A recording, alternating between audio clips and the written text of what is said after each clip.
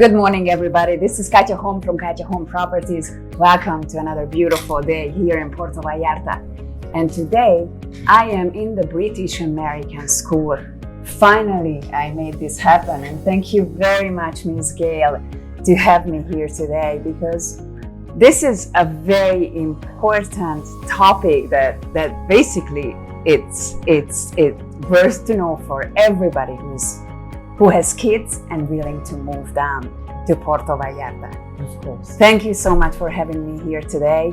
We're gonna talk about schooling in Vallarta, and especially this school what is really my favorite, where my kids used to go and still go. So the British American School. We are at the Primaria, and I give the word to you. Please tell us about it. Well, thank you for coming to interview me and find out more about our school. This school has a long history here in Puerto Vallarta, but it didn't start here. It started in the city of Mexico in 1976 when Miss Betty, our director, and her husband started their first school there, and made the school together with a friend of Miss Betty's, who was also a teacher, and called it the British American School. And they moved here in 1990, and they lived where we're sitting actually right now. And they had 4 little preschool rooms downstairs. And now the school has the kindergarten section here on this site, the primary section, which is behind me, and another site about 5 blocks from here where we have the secondary and high school. That's amazing to have everything close, Yes. right? And you have all these areas. I mean, we are at one of the most quiet area close to the town of Puerto Vallarta that is called Aralias. So very close to Costco, full of parks, very quiet. It's really a beautiful area for your kids. So education-wise, I love this school because I really think that this is in the top level. Tell us about it. Like, Yes. I know in Mexico we have a huge gaps here educationally, right? That needs to. So you guys did something special here. That's what I want to say. Yes, okay, well, maybe we did something special. We worked a lot together as we were going along to see what the best educational plans would be. We are affiliated, of course, we are approved by the SEP, which is the Ministry of Education here in Mexico.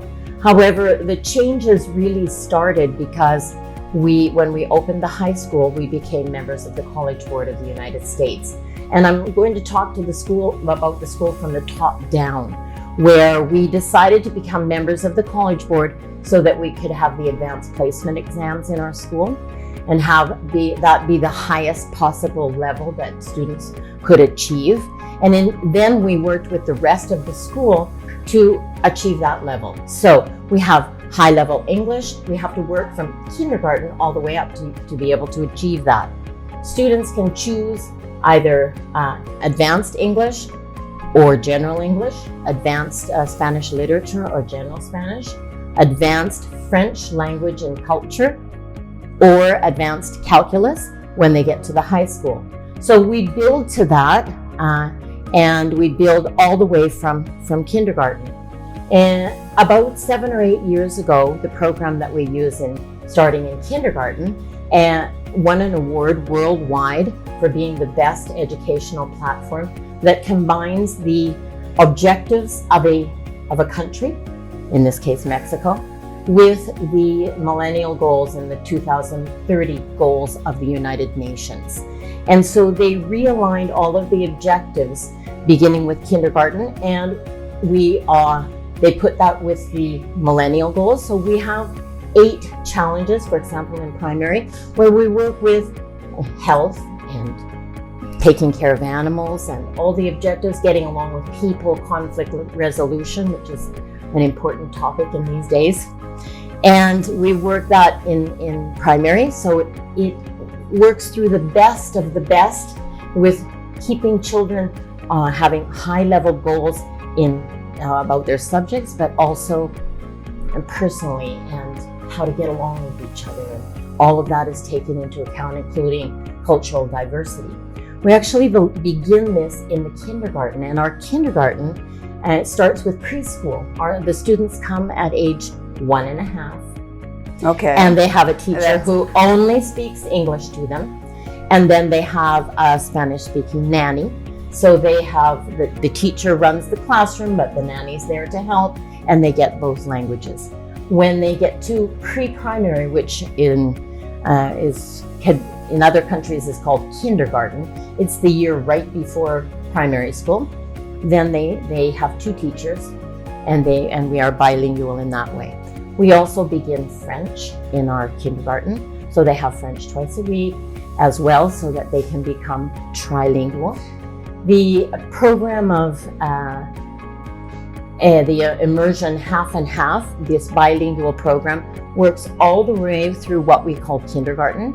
Here in Mexico, all the way through primary as well. Primary is grade 1 through 6 here in Mexico.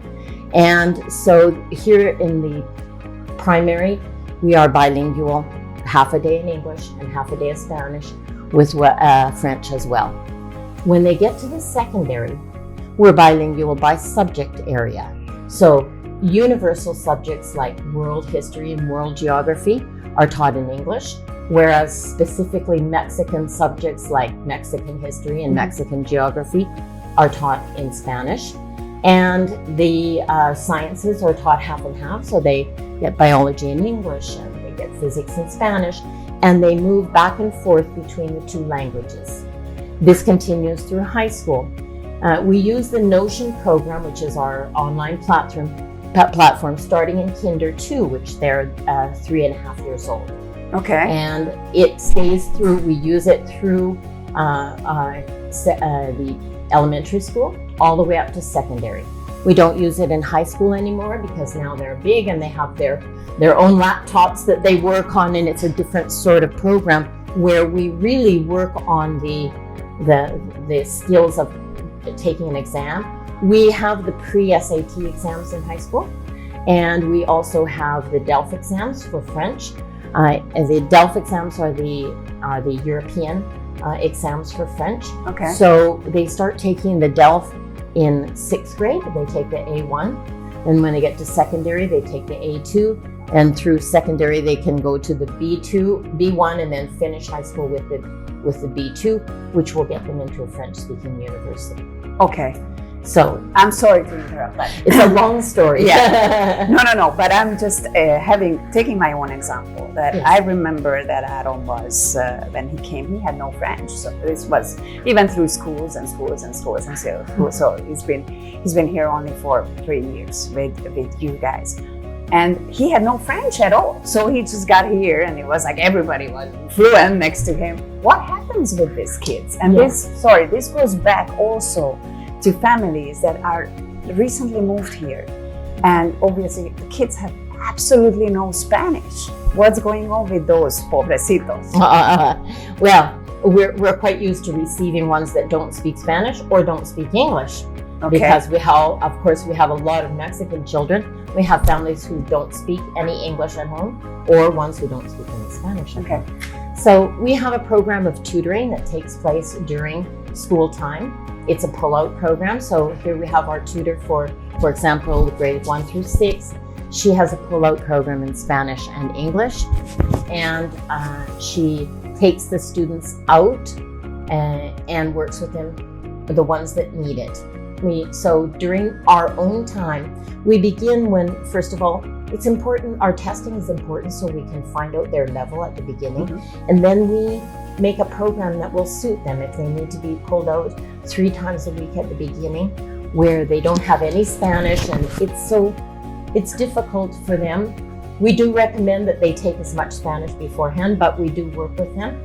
We also have an after-school program where they can take Spanish and English and math, and of course other sports activities and that kind of thing as well. We have this in both here in the primary section. We also have it in the high school of after-school activities, which are really good for their language learning as well. Yeah, and it comes. So what I've seen is that it usually takes around 6 months.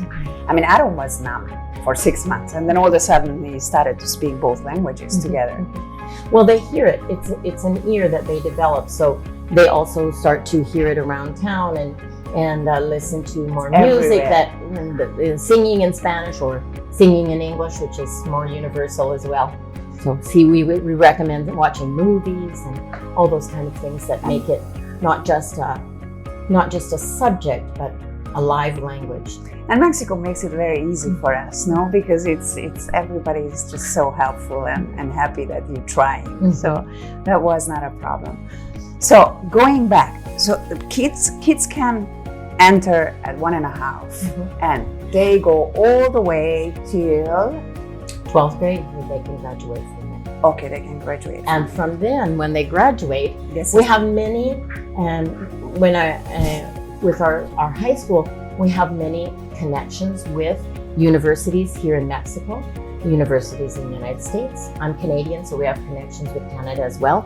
And because we have had established a relationship with a school in Toulouse, France, when we were able to, we had an exchange with French students. So we also have students who go to France after they graduate.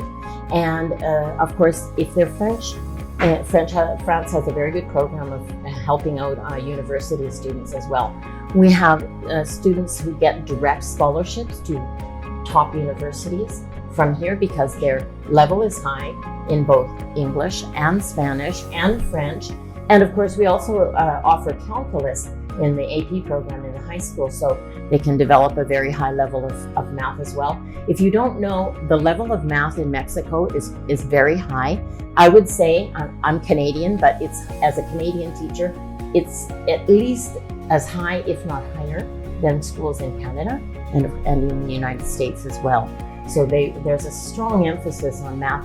And here in the elementary school, for example, they do math in both languages. Okay. So they get that both sides of practicing the vocabulary, but also practicing the operations in both languages. So we have set up many direct scholarships from high school that they can receive in Europe, in the United States, in Mexico if they decide to stay here, and then other European countries. A lot of our students also go directly to study more language because it's really, they find a love of languages. So sometimes they go after university where they continue to study more languages. Yeah, it opens up a different channel of the Absolutely. brain. I think if they learn from little. Yes, absolutely. It's studies show that if you learn it young, you have it in a different place in your brain than if you learn it, which I learned Spanish when I was already over 40, but it's okay.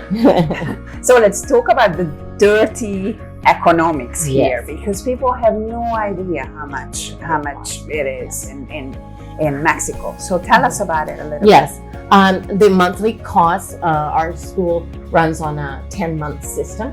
So the monthly costs for nursery are about $220 to $420 for the kindergarten, all the way up to pre-primary, which is a half-day program of immersion in both English and Spanish. The elementary school, grades 1 through 6, has a cost of about $480 per month for the 10 months. Junior high to high school is between $530 and $580 per month for the tuition. All of our students in elementary also work with an iPad, so they need to have their iPad, and we use the online platform, as I mentioned, Notion. It's a very good investment in your child's future, that's for sure.